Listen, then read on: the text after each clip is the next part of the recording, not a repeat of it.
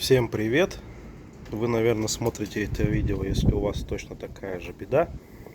Значит, машина ВИЦ, двигатель 1СZ. С января месяца, наверное, я езжу. В общем, когда запускаешь, машина прогревается, появляется какой-то непонятный то ли писк ультразвуковой, то ли свист его. Ну, либо так можно назвать. В общем, зимой как-то и неохота было в морозы, там 30-25 градусов машиной заниматься, все это дело смотреть.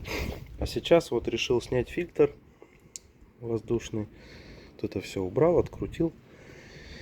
И, в общем-то говоря, я нашел эту причину. Получается, сейчас камеру сфокусирую. Так, получается, дроссельная заслонка, вот она. Здесь находится клапан холостого хода. Это его катушка. В общем, в том году, когда я снимал ее, мыл, здесь вот, как видно, вот под моим пальцем, я сделал метки, вот, чтобы ее установить на то же место. Ну, потому что, если многие знают, если катушку туда-сюда крутить, туда-сюда, вот, будут меняться обороты двигателя. И чтобы у меня было все точно так же, я сделал эти метки, дроссельку помыл перед зимой и поставил на место. Значит, сейчас я ее опять выкрутил.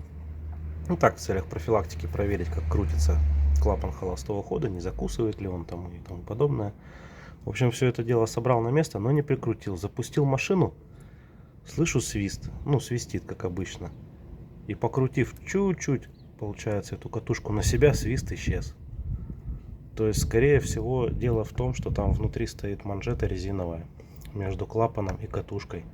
Может быть, она уже старая, ее пора поменять, и свист уйдет. И сейчас я покажу. Сразу скажу, будет очень шумно, так как запущу машину.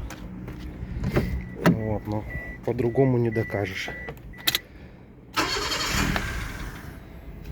Не хочет.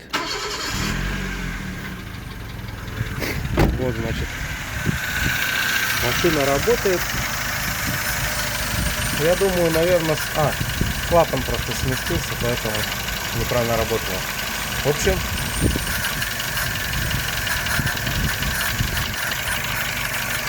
слышно маленько вот этот дурацкий свист. Если клапан покрутить чуть-чуть ниже меток, то свист исчезает. Вот если я его сделаю чуть выше, в каком-то положении, вот как сейчас, допустим, свист опять появляется. Вот. Попробуйте, если у кого так же, поменять вот эту манжету. Возможно, и вам тоже это все поможет. А я сейчас поеду на новую систему дальше.